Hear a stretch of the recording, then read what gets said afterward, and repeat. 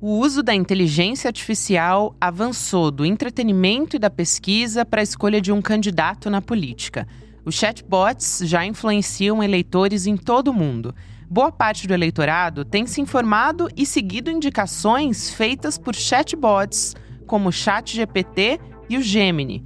Nas eleições de outubro de 2025, na Holanda, 10% dos eleitores estavam propensos a seguir recomendações dessas plataformas. No Chile, também no ano passado, a influência dos chatbots foi ainda mais avançada. Em grupos de maior poder econômico, 44% dos eleitores consultaram a inteligência artificial. Outro ponto de atenção: na Holanda, a maioria das sugestões focou apenas em 2 partidos, pouco importando a pergunta que foi feita no chatbot. Aqui no Brasil, uma pesquisa do Instituto Ipsos mostrou que 79% dos usuários de inteligência artificial utilizam esse recurso para aprender sobre política e economia.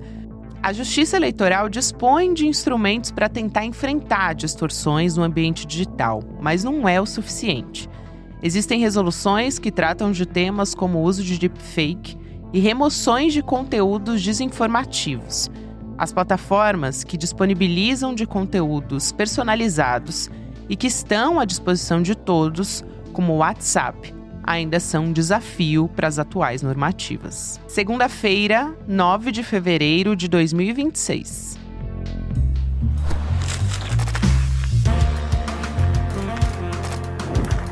Sou a Gabriela Varela, esse é o podcast Análise, e aqui mais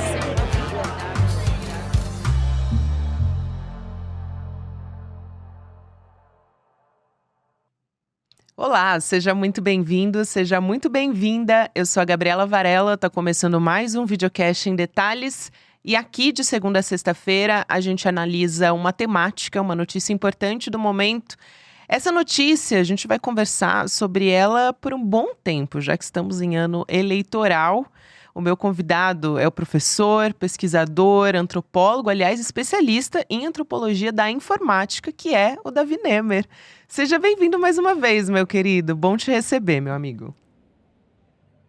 Olá, Gabi. É um prazer imenso estar de volta aqui com vocês, com os espectadores do ICL. Vamos lá, que hoje tem assunto que não acaba mais, não é isso? É isso, e assim, complexo de entender, conto com você para nos ajudar, para me ajudar e ajudar a nossa audiência também a entender melhor essa interferência e também essa velocidade em que a tecnologia tem se desenvolvido e como isso pode nos impactar nessas eleições agora em outubro.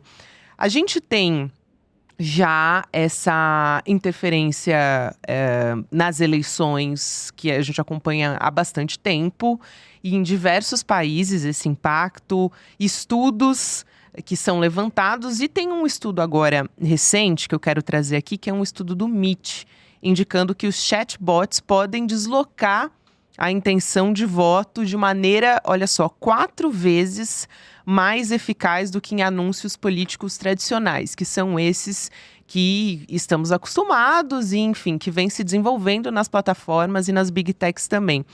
Então, quero ouvir a sua avaliação, para a gente começar a nossa conversa, sobre esse poder de influência das IAs, como é que isso funciona, especialmente quando os pesquisadores apontam, né, mostram que esses chatbots estão cada vez mais meio que se transformando num lugar de confiança dos eleitores, das pessoas, né? Quase como um papel, vou dar um exemplo aqui, como a igreja tem na vida dessas pessoas, a religião, muitas vezes. Exatamente, Gabi. O ChatGPT, essas chatbots, né, ou a inteligência generativa, está virando o que a gente chama de terceiro espaço. Porque geralmente a gente fala que o primeiro espaço é a casa, o segundo é o trabalho, o terceiro é justamente isso, os bares, as igrejas, e virtualmente o ChatGPT está virando, ou as inteligências artificiais generativas estão virando esse terceiro espaço. E quando viram um terceiro espaço, é porque é um espaço de confiança e de trocas e de crenças, né? E isso se torna especialmente problemático para as IAs generativas, porque não há uma transparência em como que os algoritmos por trás dessas plataformas funcionam.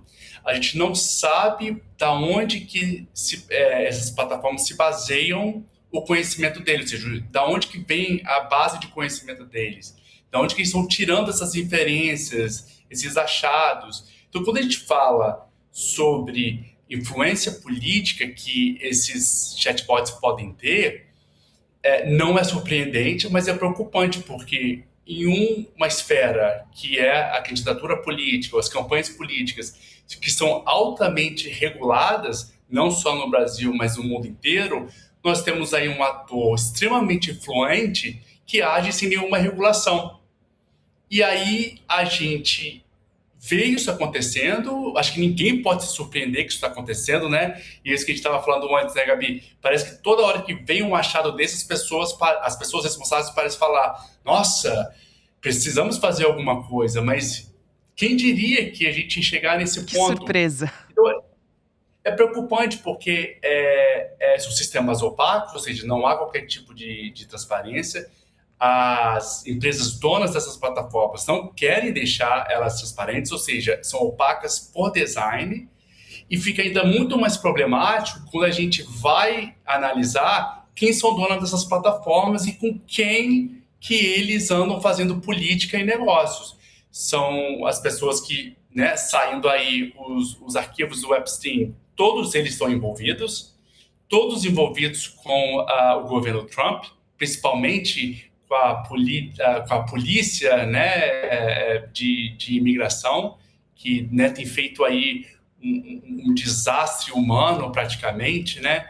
Então, quando a gente começa a colocar nesse quebra-cabeça as intenções, quem são donos dessas plataformas, com quem eles andam, com quem eles negociam, aí sim que a gente entende que é uma problemática muito grande e a gente precisa fazer algo, mas para ontem, né? Nem para hoje. Nossa, essa sua colocação é fundamental, porque aqui a gente está trazendo para as lideranças, né? Quem está por trás da inteligência artificial, qual é o objetivo, e muito alinhados com o governo Donald Trump. Aliás, isso não é segredo para ninguém, já que os CEOs estavam na posse do Trump, na primeira fileira, naquele momento em que o Trump assumiu o posto de presidente dos Estados Unidos. E alguns dados me chamam a atenção porque eu acredito que o comportamento do eleitor brasileiro também tem as suas particularidades e os estudos mostram isso, trazendo aqui um dado de que 79% dos usuários de inteligência artificial no Brasil utilizam já essa ferramenta para aprendizado. Então, incluindo política, economia, reforça justamente a urgência que nós temos de discutir a transparência dessas plataformas, enfim, o quanto não sabemos ainda mensurar o impacto que isso vai ter nas eleições de 2026. Dá para a gente dizer isso, né? Exatamente. E essa utilização, que é muito grande, eu acho que a última pesquisa do TICS Domicílio mostrou que mais de 50 milhões de brasileiros estão utilizando essas IA generativas, esses chatbots.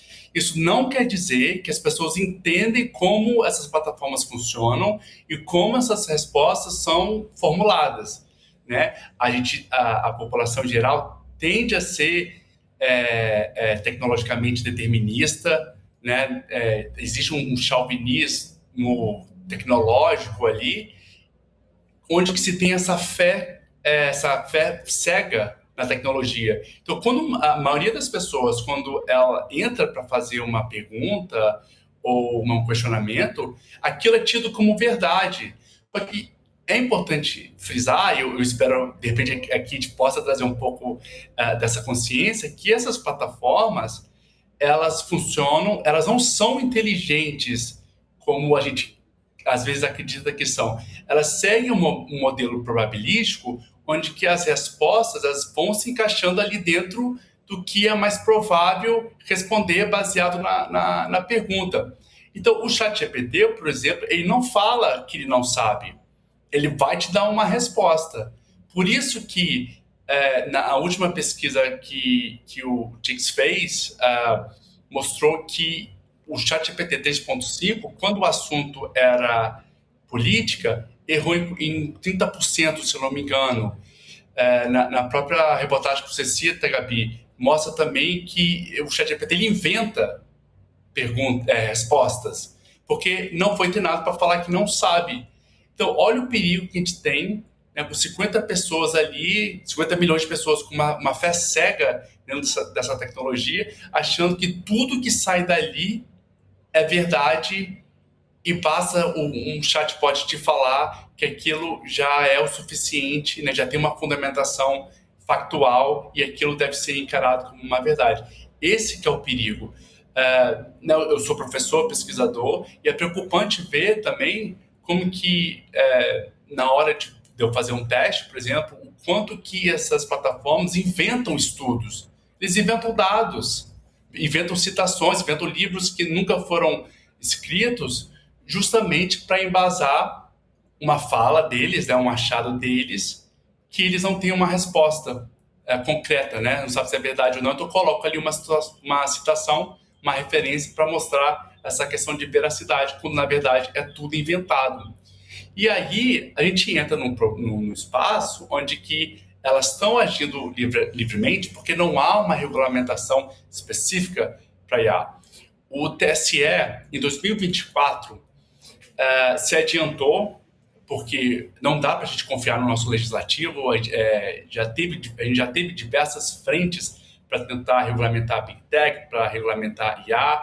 A gente sabe que lá há um interesse muito grande em não regulamentar nada, porque as pessoas que são contra sabem que elas podem tirar vantagem nesse mundo da mentira, que a IA amplifica a questão da desinformação, mas o TSE se adiantou e passou 12 resoluções. Se eu não me engano, a ministra Carmen Lúcia era quem estava à frente disso.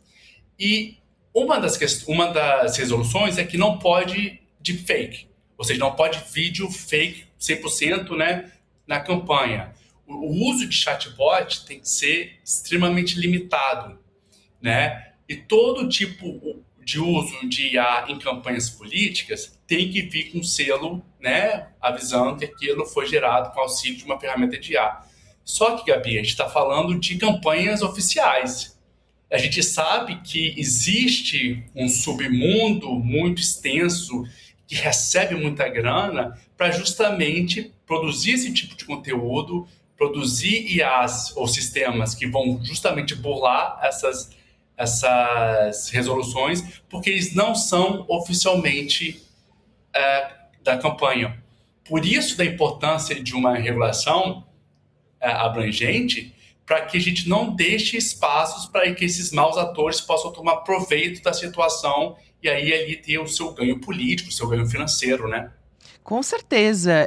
Esse ponto que você traz, Davi, eu acho super importante, porque essa regulação, como você disse, vale para quem está ali oficialmente inscrito na disputa eleitoral. E você tem escritórios que são contratados justamente para produzir fake news, para que esses recortes viralizem, diversos perfis, enfim, que acabam compartilhando, aliás, que compartilham esses conteúdos com um objetivo que é bastante claro, que é influenciar o eleitor. E o potencial que isso vai ter aliado a deepfake, eu acho que é algo totalmente novo para as eleições brasileiras, porque em 2 anos isso adquiriu assim, uma capacidade de influência que eu não consigo, eu acho que muita gente também que acompanha, não consigo olhar para um vídeo que eu vejo na rede social e ter certeza, 100% de certeza que é um vídeo que foi feito por inteligência artificial ou não. É praticamente impossível, assim, tem alguns sinais, enfim, você vai aprendendo, mas a gente tem que desconfiar de basicamente tudo. Aliás, tem especialistas que trabalham justamente com vídeo de inteligência artificial que já estão também fazendo esse esforço de educação para que o eleitor também desconfie do que ele está recebendo, né? Porque você pode pegar ali um vídeo, por exemplo, de um candidato X ou Y, o presidente Lula, emulando, inclusive, a fala igualzinha do presidente e ser algo montado. Então, é realmente algo que a gente não tem ideia da proporção que isso vai tomar, levando em conta justamente esse submundo que você citou, né? Exatamente. Hoje a gente está numa era onde que o ver para crer já não basta mais. A gente está vendo, e como você falou, não dá para ter uma confiança que aquilo é 100% real ou não.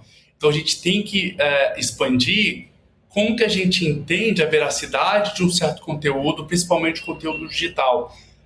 Não só o ver para crer, mas também entender o contexto que aquele conteúdo foi compartilhado ou foi publicado, né? É importante perceber que será que tem outras pessoas falando desse evento, né, desse conteúdo, ou só aquela conta? É uma conta que tenta ser muito exagerada, isso é um claro sinal de conteúdo manipulado, né?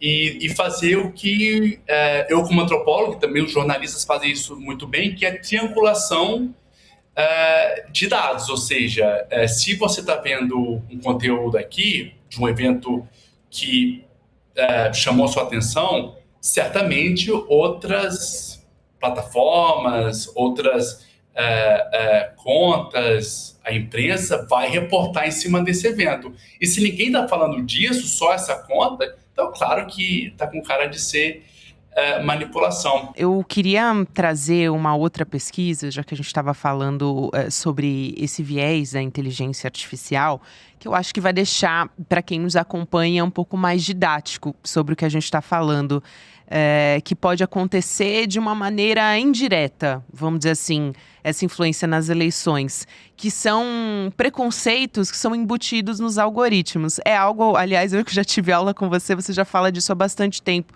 mas para a gente entender como isso acontece por meio da inteligência artificial, tem um estudo, o Olhar do Silício, de Oxford, que é uma pesquisa que expõe como o ChatGPT classifica, por exemplo, pessoas que moram no Norte e Nordeste, que são menos inteligentes, de acordo com o ChatGPT, e associando também beleza a áreas ricas e brancas. Então, levando em consideração a sua área de pesquisa, o seu livro também, que é a Tecnologia do Oprimido, como é que esse viés, tem vários recortes aí, mas um viés regional, racial também, como tudo isso de desigualdade impacta na formação da opinião política das pessoas por meio dessas plataformas? Então, Gabi, tem várias questões aqui que acho que vale a pena a gente destrinchar. Esse estudo da Oxford é extremamente importante porque comprova, de fato, esses vieses que a gente sempre fala, né? Porque, como eu falo na minha aula, você já teve lá, não existe tecnologia neutra. Não existe. Porque até quando uma tecnologia age numa suposta neutralidade, ela acaba amplificando o lado mais preconceituoso, o lado mais poderoso. É sempre assim, né? Então, o que esse estudo faz é realmente mostrar isso através de testes. Eu acho que foram mais de 25 milhões de prompts que se colocaram na plataforma para ter essa resposta. Então, assim, a gente tem o acesso ao que o ChatGPT, né, a IA generativa, nos dá. A gente não consegue ter acesso ao código, né, ao algoritmo dessa plataforma, ou a linguagem que usa, porque são opacos, ou seja, são fechados, protegidos, e ninguém tem acesso a isso. Então não dá para saber ao certo como que esse viés é feito ali dentro. Mas olha, se a gente tem uma plataforma, né, que é essas IAs generativas, que se baseiam em dados da internet, né, para construir ali sua base de conhecimento, e a internet, ela nada mais, nada menos que replica o conhecimento, né, tanto offline quanto o online. Então, não é de se surpreender que esses tipos de preconceito persistem no ChatGPT ou qualquer IA generativa. Porque se a gente está lidando com uma sociedade que é racista, misógina, e que a gente encontra muito desse conteúdo na internet e que acaba alimentando esses modelos vão replicar esse tipo de pensamento, né? Então, por isso que uma tecnologia neutra, ela só vai replicar isso, ela tem que ser anti-misógina, anti-racista, xenofobia, né? Então, no Brasil, infelizmente, é recorrente esse discurso anti-Nordeste, anti-Norte, né? Que é pró-Sul, pró-Sudeste. Então, a gente não pode se surpreender que no meio online isso também vai acontecer. O que surpreende é que os donos dessas plataformas, mesmo sabendo dessas condições, ainda apostam em ferramentas que não tentam corrigir esses tipos de erro que são fundamentalmente presentes na nossa sociedade. Então, não adianta querer desenvolver uma IA generativa que vai coletar o conhecimento geral, achando que esse conhecimento geral vai vir sem tipo de preconceito. Isso está totalmente errado.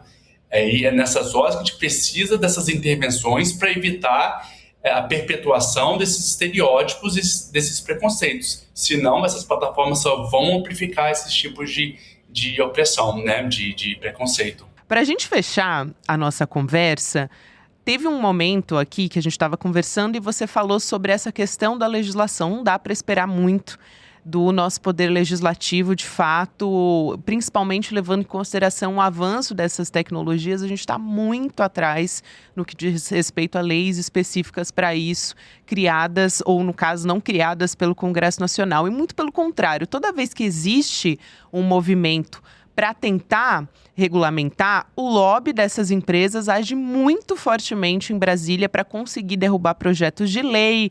Enfim, já acompanhamos várias vezes esforços nesse sentido que não foram para frente. E essa interferência nas eleições já levou, como você bem explicou, o TSE a ter um início de vamos dizer assim, de tentar, de alguma maneira, regulamentar, mas ainda é muito, se for levar em consideração o avanço que a gente tem, ainda é muito pouco. Mas também agora o Ministério Público Eleitoral propôs multas de até R$30 mil. Eu quero te ouvir a respeito desse valor também, né? O quanto que isso impacta, no fim das contas, uma empresa que tem, assim, impactos bilionários. E, ao mesmo tempo, o governo federal também se posicionando sobre isso, defendendo que as inteligências, né, que essas plataformas de inteligência artificial sejam proibidas de recomendar os candidatos para preservar uma neutralidade informacional. Já houve também, em outras eleições, esforços das autoridades junto às Big Techs, justamente para não ter influência em anúncios, enfim. E tem uma defesa pública do ministro Gilmar Mendes de uma força-tarefa mesmo contra essas deepfakes. Quais são os caminhos? Assim, são punições financeiras? O que é efetivo, de fato, para proteger o eleitor, aliás, né? O leitor não, o eleitor nesse caso. Eu penso em qual que é o caminho, porque a gente tem uma questão, Davi, que é eleição já batendo na porta e a regulamentação que não vai acontecer como deveria. Então, de que maneira a gente pode pensar em se proteger e de que maneira cobrar essas autoridades, né? Sim. Olha, a questão da multa, ela pode ter um efeito mais naquelas chamadas milícias digitais ou até mesmo empresas de marketing menor, que realmente R$30 mil, R$60 mil vão fazer uma certa diferença, mas como você falou, para essas plataformas que também são corresponsabilizadas por conteúdos ali nas plataformas, eu digo isso porque nossa lei de internet, né, que é o Marco Civil da Internet, ela corresponsabiliza a plataforma quando a plataforma não tira conteúdo legal, né, das suas plataformas. E esse dinheiro não vai fazer a menor diferença. A gente viu, por exemplo, o caso do X, né, o antigo Twitter, que foi multado, levou multa atrás de multa e só parou porque o STF pediu o banimento da plataforma.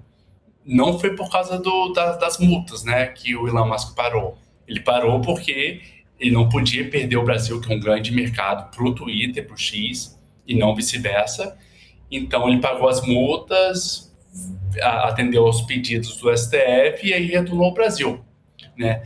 O que a gente pode esperar e cobrar por agora? Como você falou, infelizmente, o processo de tornar, né, de reformular um PL até uma lei é muito longo. Não vai acontecer até essas eleições. Até mesmo se fosse tivesse um PL para ser votado, acho que não daria tempo, né, nem pela lei, de virar lei para agir nessas eleições.